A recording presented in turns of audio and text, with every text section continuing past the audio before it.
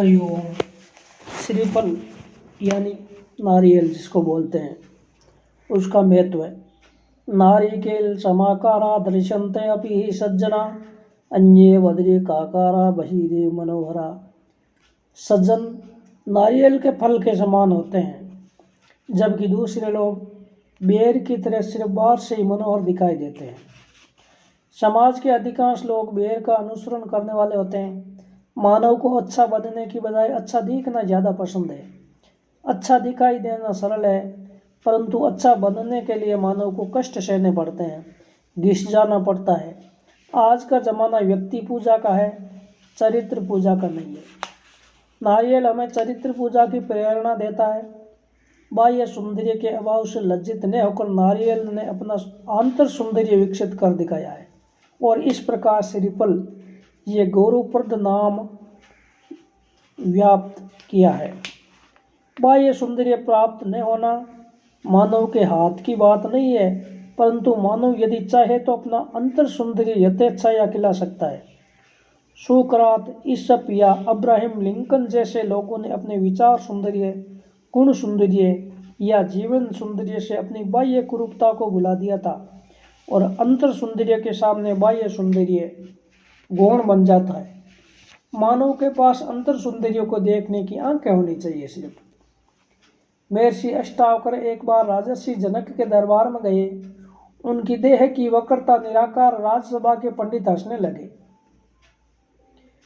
प्रत्युत्तर में अष्टावक्र भी हंसने लगे। जनक ने पंडितों को हंसने का कारण पूछा तो उन्होंने कहा कि हम इस ऋषि के 8 वक्र यानी 8 जगहों से टेढ़े मेढ़े थे। ऋषि 8 अंगों को देखकर हम हंसे। और अष्टावक्र को हंसने का कारण पूछने पर उन्होंने बताया कि जनक जैसे राजर्षि की सभा में विद्वानों की अपेक्षा इन चमारों को बैठे देखकर मैं हंसी नहीं रोक सका। जनक के पूछने पर अष्टावक्र ने कहा, विद्वानों के पास अंतर सौंदर्य को देखने की आंख होती है जो इनके पास नहीं है। उन्होंने मेरे गुण सौंदर्य, विचार सौंदर्य को देखा ही नहीं, बाहर से मेरी चमड़ी को देखा ही नहीं। उन्होंने तो इनका ज्ञान सिर्फ मेरी बाहर की कुरूपता की ओर ही गया है। केवल बाहर के चमड़े को देखने का काम चमारों का ही होता है, विद्वानों का नहीं होता है। अष्टावक्र का यह उत्तर सुनकर सभी पंडित लज्जित हो गए। बेर को मुंह में रखते ही पहले मिठास और मृदुता का अनुभव होता है, परंतु उसके भीतर बीज में कठोरता होती है। दुर्जन बाहर से मीठा और मुलायम लगता है, परंतु अंतःकरण उनका कठोर होता है। नारियल की तरह सज्जन भी बाह्य दिखावे का आग्रह नहीं रखते, इसलिए उन्हें पहचानना बहुत ही कठिन होता है। सज्जन को पहचानना बहुत कठिन होता है। बाहर से सामान्य होते हैं और कठोर बर्ताव वाले लोगों को पहचानने में हम ज़्यादातर भूल कर बैठते हैं। बाहर से कठोर परंतु अंदर से अति मृदुल श्रीफल महापुरुषों की महानता समझाने वाला प्रतीक है। महापुरुष आत्मशासन करने में वज्र जैसे कठोर होते हैं, जबकि दूसरों को सजा देते समय फूल से भी ज़्यादा कोमल बनता है। महापुरुष अपने कर्तव्य पालन में भी निष्ठुर होते हैं। भावना का मध्यतर प्रभाव उन्हें कर्तव्य की राह से विचलित करने में सफल नहीं होता। मानव मात्र के भाव को समझाने वाले नहीं, परंतु भाव जल के सिंचन से कुटुंब वृक्ष को हरा भरा रखने वाला भगवान राम ने कर्तव्य पालन के बारे में अल्प मात्र भी प्रमाद नहीं होने दिया। भावना से कर्तव्य को महान समझने वाले राम भारतीय संस्कृति के आदर्श पुरुषों में अग्रणी स्थान रखते हैं। नारियल भी हमें उत्कृष्ट मनोभाव का दर्शन कराता है। वैभव यानी श्री, इस दृष्टि से नारियल को श्रीफल नाम दिया है। नारियल यानी कुरूपता, सुंदरता, कठोरता, मृदुता आदि का समन्वय। जीवन में आने वाले अनेक द्वंद्वों का जो योग्य समन्वय साध सकता है, वही महान बन सकता है। उसे ही जीवन में सच्ची श्री प्राप्त होती है। नारियल के वृक्ष का प्रत्येक भाग उपयोगी है, अतः इस तरह आर्थिक दृष्टि से लाभ देने वाले इस वृक्ष के फल नारियल को श्रीफल कहा जाना स्वाभाविक ही है। सिर पर श्रीफल गिरने से किसी की मृत्यु हुई हो, ऐसा सुनने को नहीं मिला है। ये बात श्रीफल में रहे हुए मांगल्य और श्री का द्योतक है। मंदिर में देवता या देवी के सामने नारियल तोड़ते हैं, इसके पीछे बलिदान का भाव है। मनुष्य और पशु का बलिदान देने वाले प्राचीन मानव को हमारे ऋषियों ने समझाने का अथक परिश्रम किया उपासनार्थ दिए जाने वाले बलिदान के पीछे निहित भावना को संतोष देने के लिए ऋषियों ने विश्वामित्र द्वारा निर्मित प्रति सृष्टि के नर अत्यार्थ नारियल का बलिदान देने का सूचन किया। नारियल को भी सिर, चोटी, नाक, 2 आंखें वगैरह होते हैं।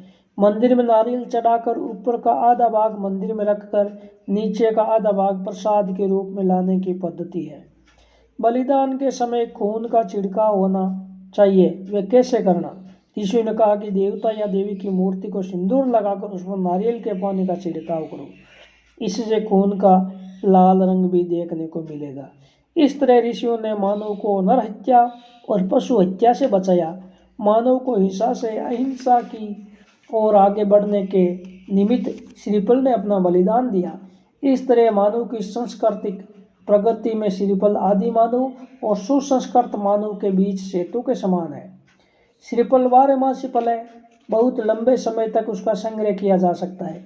इसीलिए प्रत्येक शुभ कार्य में, पूजा कार्य में वे आसानी से उपलब्ध होता है। कोई भी शुभ कार्य बिना बलिदान के सफल नहीं होता।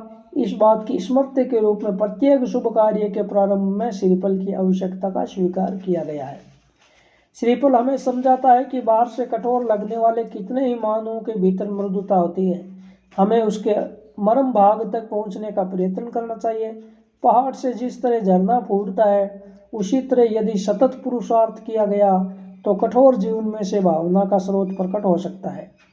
सागर के सालोनेपन को अपने उर में संग्रहित करके लोगों को मधुर जल देने वाला श्रीफल हमें संदेश देता है कि विश्व का सलोनापन उर में संग्रहित करना, परंतु लोगों को तो मधुर जल ही देना। स्वधर्म पालन में कवच की तरह कठोर और अंदर से मक्खन जैसे मृदु रहने का अनमोल जीवन मंत्र श्रीफल ही हमें देता है। मानव की सांस्कृतिक प्रगति में बलिदान देने वाला प्रतीक यानी श्रीफल, जीवन में आंतर सौंदर्य की महिमा समझने का प्रतीक यानी श्रीफल। श्रीफल मानव मन के वैभव का प्रतीक है। वह मानव को जीवन के विभिन्न द्वंद्वों में समन्वय साधने की दीक्षा देता है। वह कठोर करते हुए निष्ठा की प्रेरणा देता है और सलोनेपन को पीकर मिठास अर्पण करने की अनुपम शिक्षा देता है। श्रीफल के इस संदेश को हम ग्रहण करें और जीवन में सच्चे अर्थ में श्रीयुक्त बने। हरि ओम।